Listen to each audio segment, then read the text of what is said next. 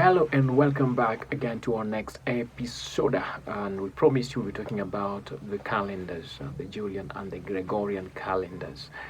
And what are some of the differences? How did it come to be? And what influenced what and why? I know most of the time you've asked yourself questions. Why do sometimes, the calendar year of the Muslims is very much different from the calendar years of the Christians, and even some Christians, their calendar years are different.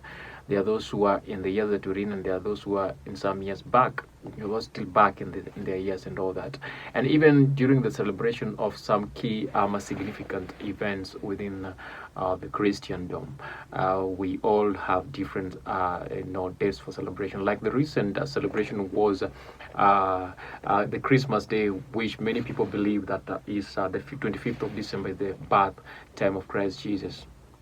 Many people believe so, and there are other Christians who don't believe, who don't celebrate it on 6th and 7th, on 25th December, but they do celebrate it on 6th January, and that is for some of the Coptics, the Copticians, some of the Coptics.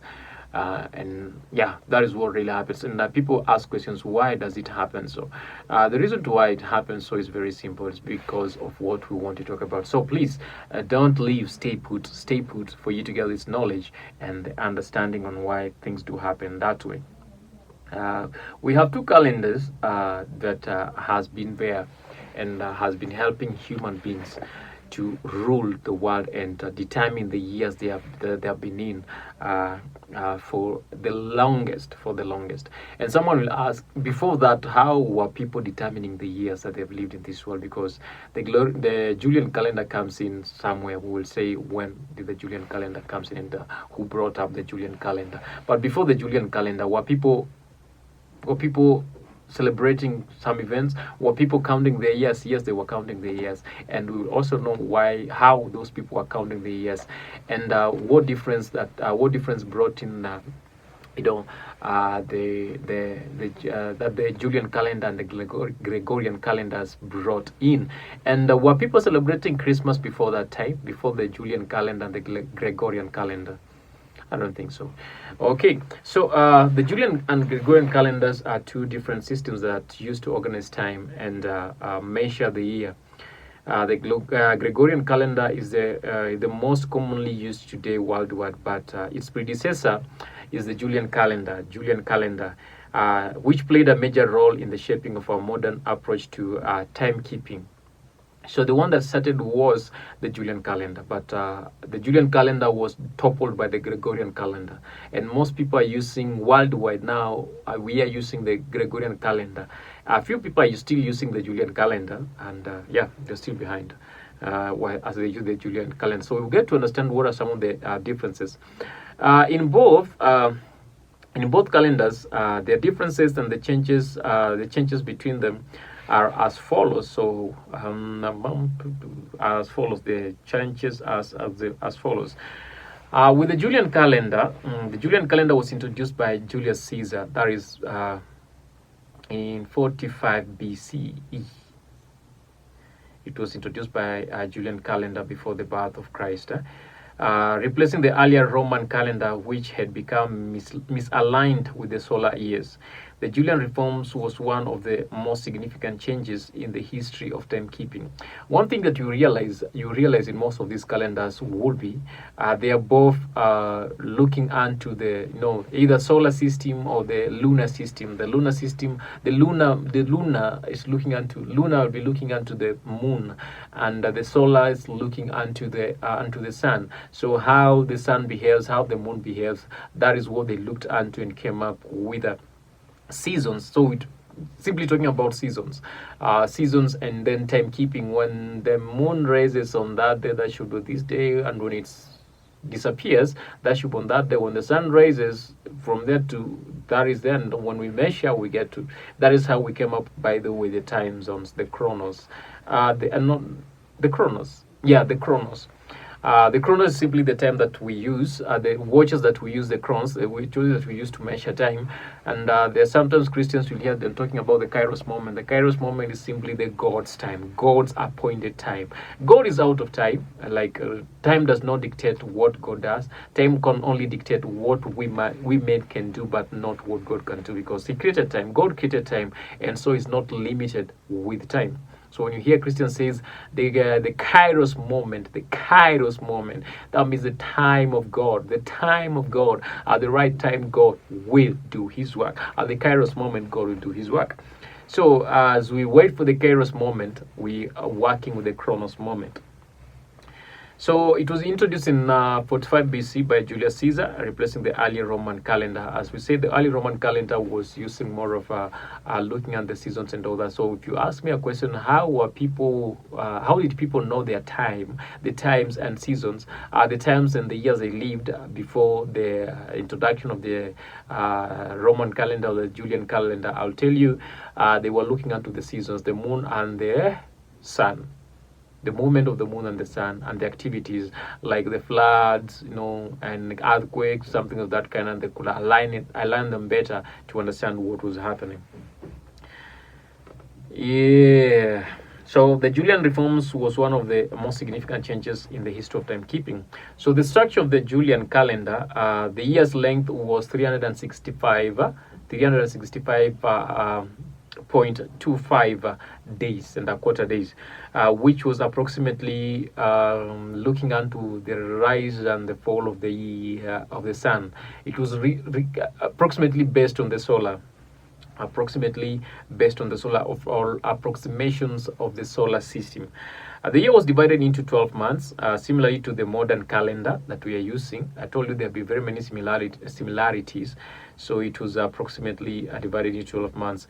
To account for the extra 0.25 days, or a quarter of the day, an extra day was added every 4 years, creating what we'll call a leap year, which will sum up to 366 days.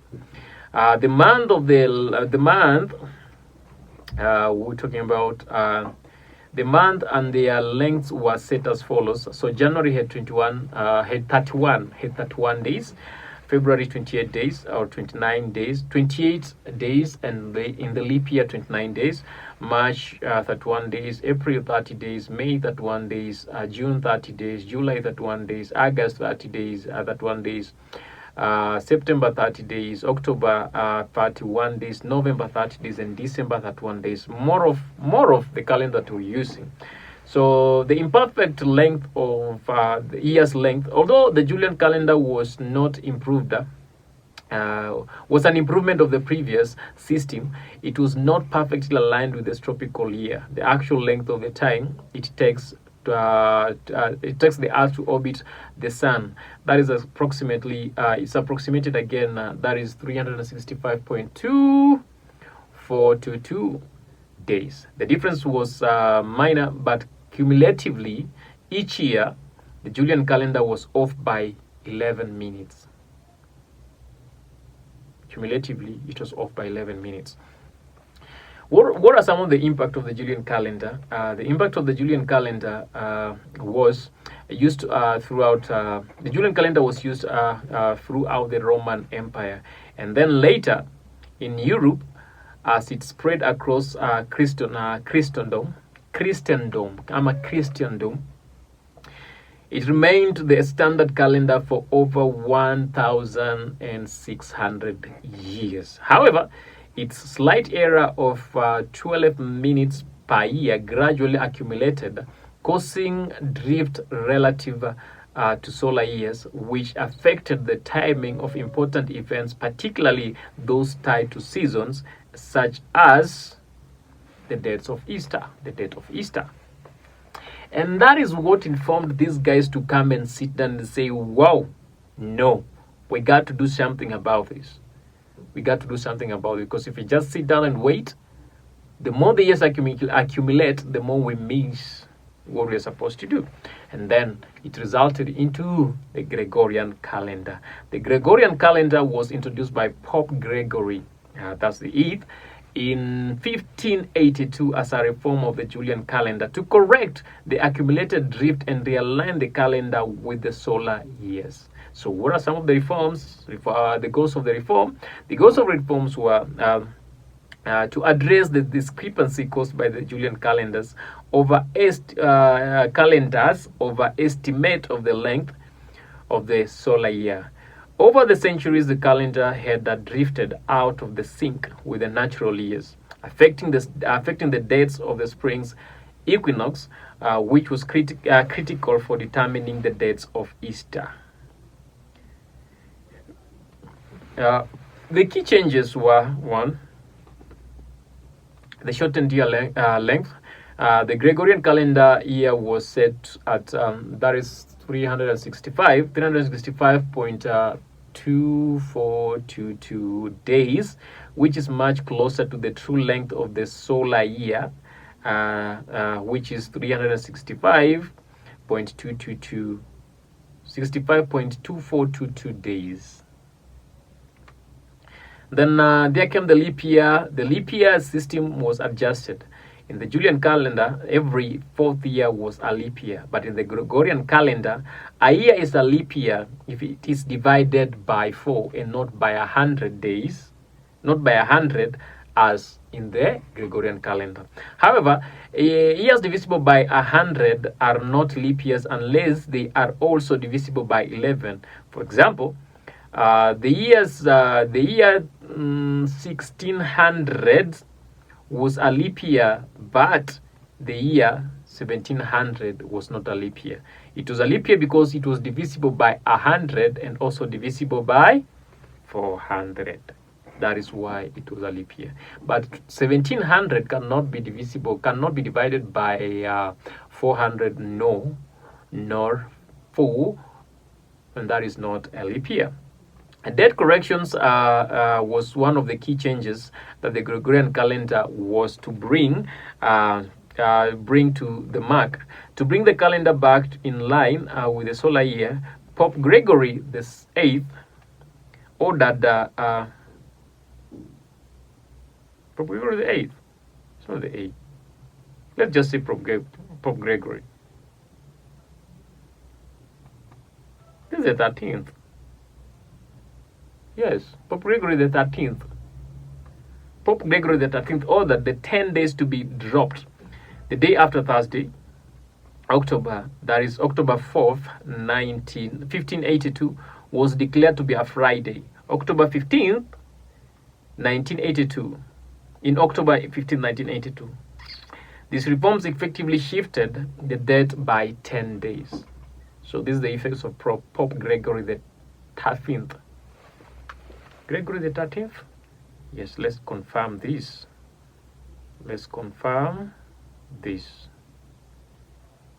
Let's confirm this.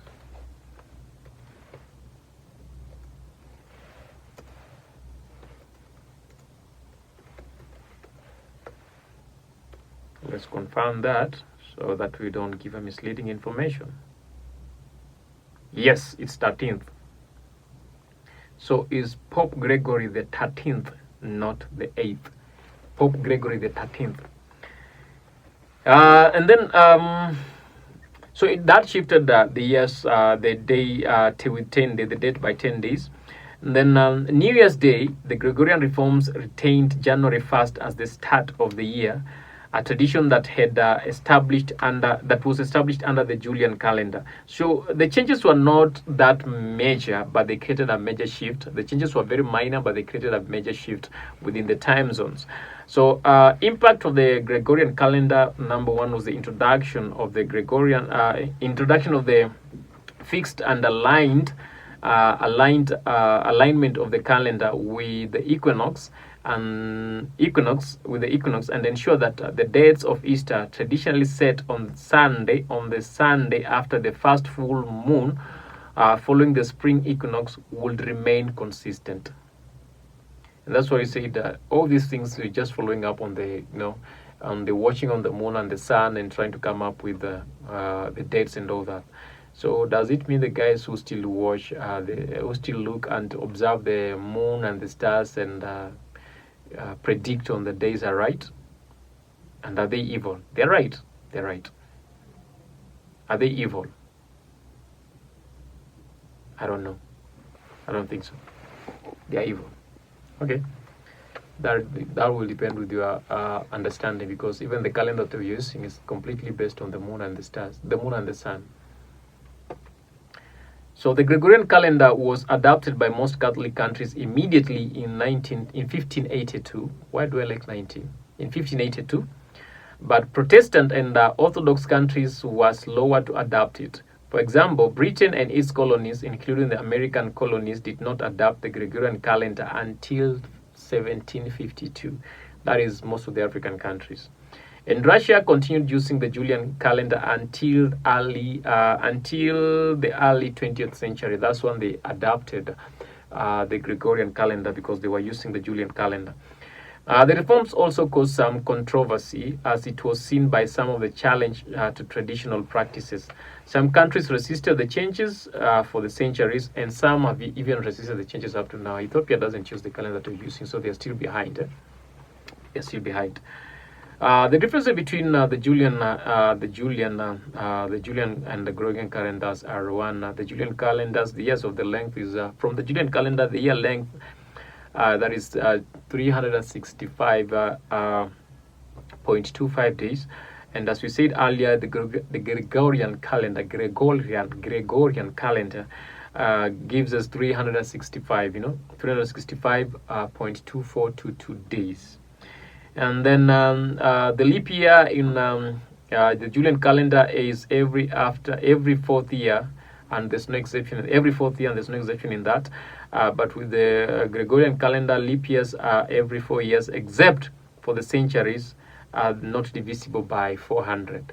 So if there's a century that is not divisible by 400, that's not a leap year. Those are minor changes.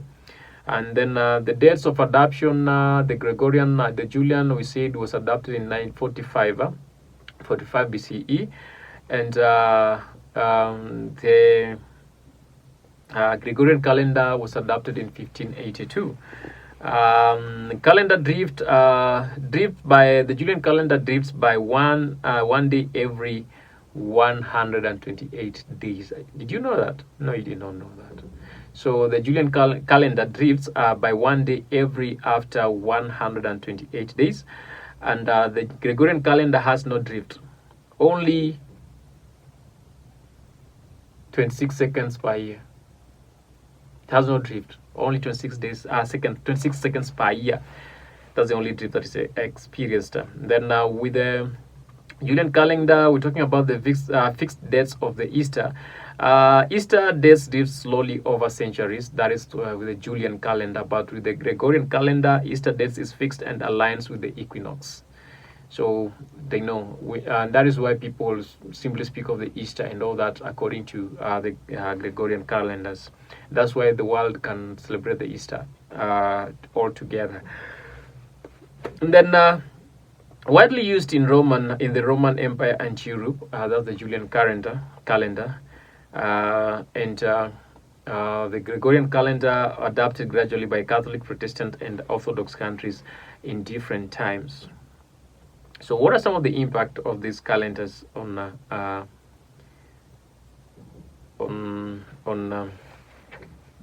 us? It fully impacts the cultural and religious activities. The Gregorian calendar was primarily adopted for the religious reasons to bring the celebration of Easter back in line with the equinox, a critical factor in the liturgical calendar of Christians. Over time, it became the standard in most parts of the world, and it's still up to now. And then another change that came in is timekeeping and navigation. So accurate timekeeping was vital for navigation and international trade. The people needed to know when should we be there, what season, is it raining, is it flooding, is it snowing, when is it snowing, and when it's snowing, what happens, what goods should we take on the other end, when it's flooding, how should we get our goods on the other end to be sold. So, and then for those guys who are trading, they need to navigate, like they need to navigate, and navigation simply means they need to move from one point to another, and they need that knowledge for proper timekeeping. That if you're leaving Shanghai, China at on third, when will you arrive in the other country at what time? So it really needed to be adjusted on that.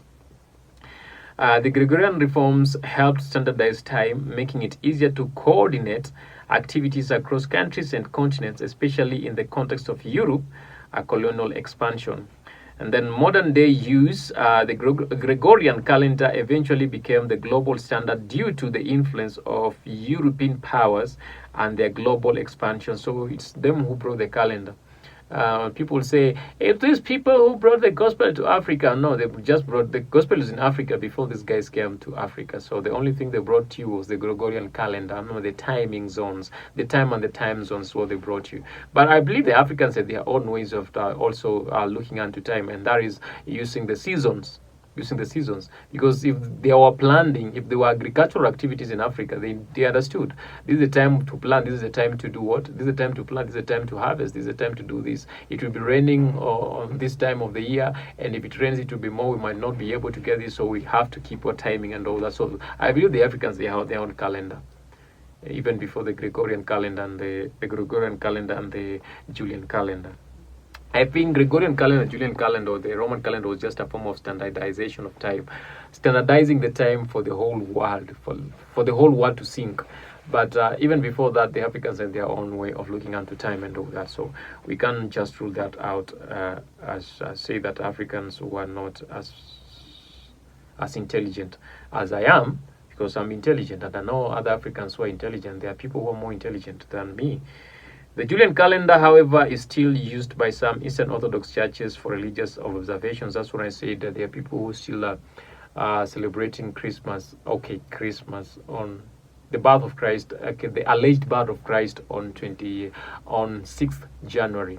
No one knows when Christ was born, by the way. No one has exact dates on that. People are just approximating or estimating that. So the leap year adjustment, while the Gregorian leap year system is much more accurate, small discrepancies still remain, amounting to a one-day error every 3,300 years, far less significant than the Julian that had 2 years. Is it 2 days difference? 1 day difference every 128 days. Hey. This is great, eh? It's so great and very much informative.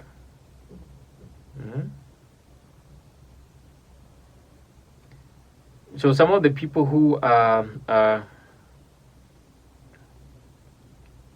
some of the nations that adopted the Gregorian calendar, the Gregorian calendar was initially adopted by the Catholic countries, as we said, in that is 1582. That is Spain, Italy, France, and Portugal. And Protestant and Orthodox countries were literally reluctant to adopt the new calendar, leading to a gradual spread. For example, Britain was much reluctant, including the American colonies. We talked about the same. They were so much reluctant to adopt the calendar, the Gregorian calendar.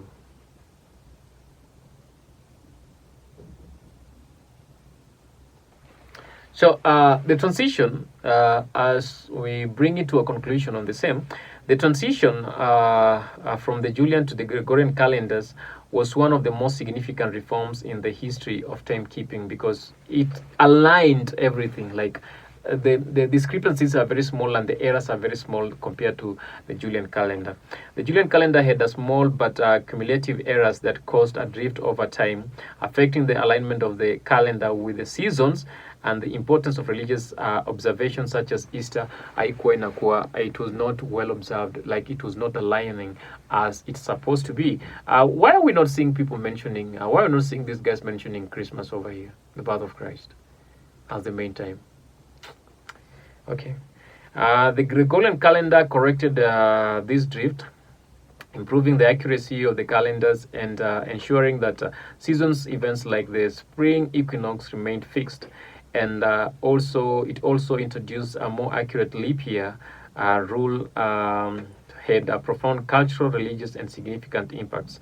While initially controversial, the Gregorian calendar eventually became the standard worldwide, and its adoption played a key role in the standardization of time across the globe. So today, the Gregorian calendar governs most aspects of modern life, and its introduction remains a cornerstone to the development of our understanding of time and universe. So that is it. Did you ever know that? Leave your comments. What do you think about that? Leave your comment in the comment section. We'd like to know more about that on the comment section.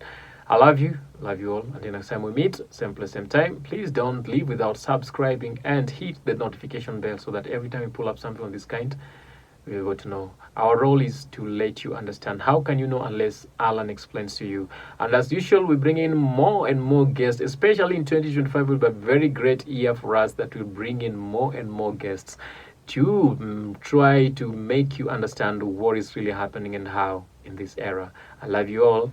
Bye-bye.